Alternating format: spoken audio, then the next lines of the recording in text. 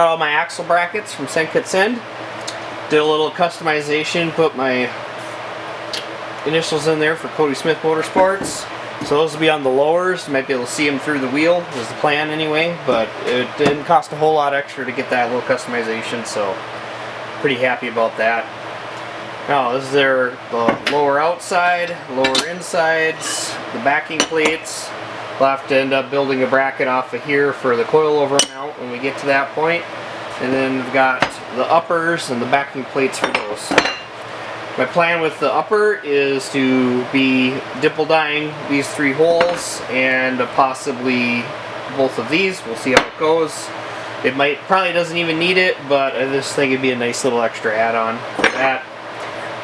Yeah, we'll get these things assembled. Alright, so the way this is going to work is the backing plate will set into here, and then the inner plate lines up with it. We'll have to space these out. The plan with this backing plate is not to leave it straight. We'll actually be bending it so that it comes up to the axle tube, so we'll be able to have circumference weld across both brackets on the tube as well as across the back of the backing plate. It should be more than strong enough. I will end up with a little bit of a jog misalignment because lining the brackets up, you can see they have the offset. That's for the 15-degree angle that the lowers are mounted at stock with the triangulated forelink. And since I'm not messing with the lower arms, I'll need to mimic that. But since this is the first one, I'll be able to bend this, figure out what distance this is shorter, and then if I do any kits or anything in the future, I'll be able to just factor that angle in on getting a new piece cut for the back. Alright, I've got my backstop set, and I'm just going to be bending it right at this top notch. And we'll put a 30-degree bend in it and go check our fit.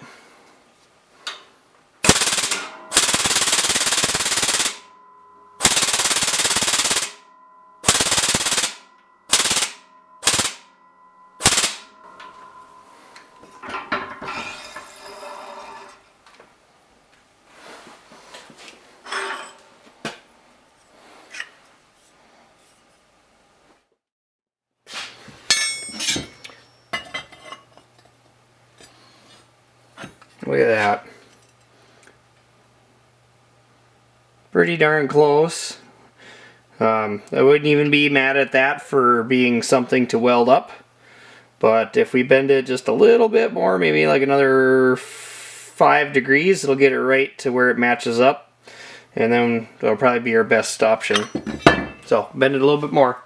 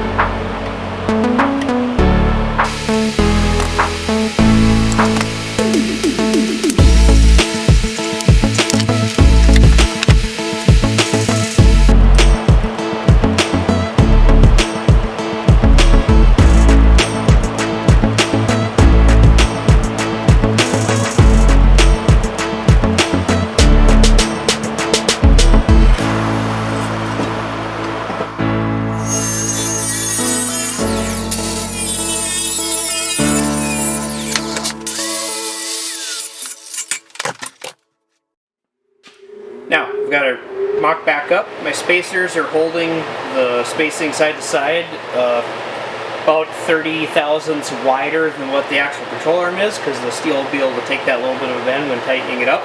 But I don't want to have it shrink enough when I'm welding it that I won't be able to get the control arm in there easy.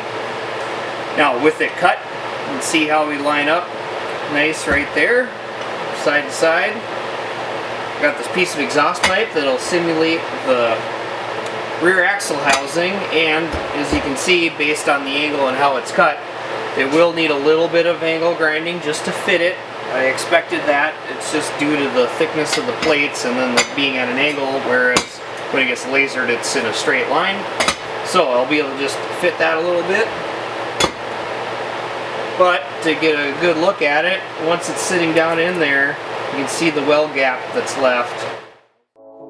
Alright, I'm just going to hit this with the grinder, try to get this to settle down and fit real nice. That way it's easier to do with this than going back and forth the axle tube that's on the car.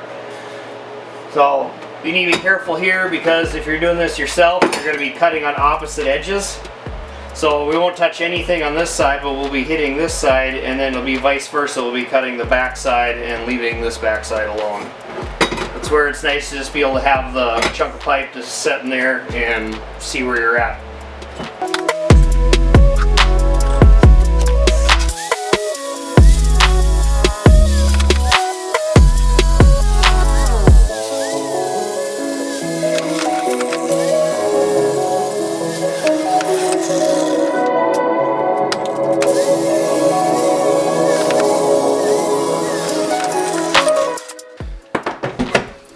Alright, well, checking with the exhaust pipe, it shows I'm still a little bit, oh, there it sits in there actually.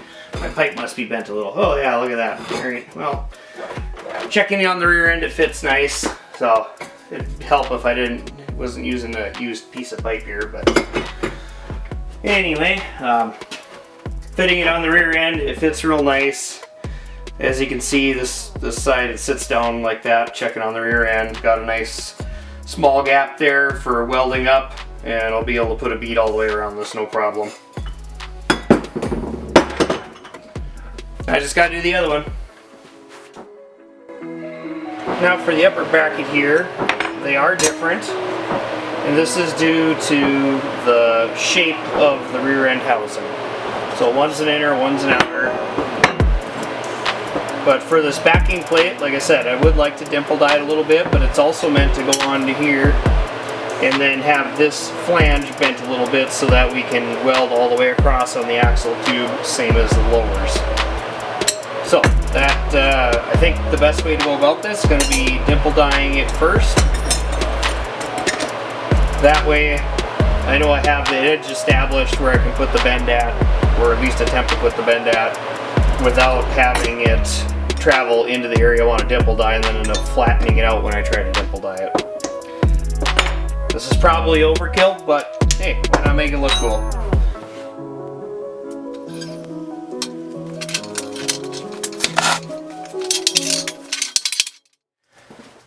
Alright, I don't know what point the memory card cut out there, but I can't come up with a real good solution for this, which, you know, whatever. I mean, it's for my own stuff, so it doesn't matter. I suppose if I, you know, redo something, I'll put only 2 holes in here so I got room for my dimple die. I just didn't factor in what the overall diameter was. I was kind of just taking an educated guess at it and came up a bit short. It looks like I missed by, I don't know, 1/4 inch on each side maybe. It might have only been 3/16. Basically the flat area size on there. Now with the side of these upper brackets, I have 2 options here. I made these 1.5" for either being able to dimple die them as well, just to add some more strength, although they are 3/16, they should have plenty of strength for what it is. But I mean, really my plan was just to try to adjust these up a little bit. The other possibility was using a piece of roll cage tubing and making cross shafts, or at least one of them possibly. I honestly don't think it needs this as a cross shaft in there. I mean, it's going to have this back support right here anyway, and I bent that bottom piece. I just put it in the vise and bent it over until it lined up. So that lines up real nice. So I think I want to go with dimple die. Again, I should probably check whether or not I factored in the distance here, and of course I did not. So if I dimple die them, I can only dimple die one, but I could cross shaft the other one, or I can just leave them alone. I mean, really, I put them in there just for weight reduction to help out with that.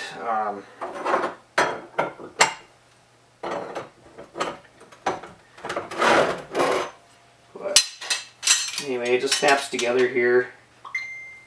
I got a little bit of a rough bend from that back, but I mean, it's not too bad. I mean, it's going to mount on the rear end like that, so even just with the weight reduction holes,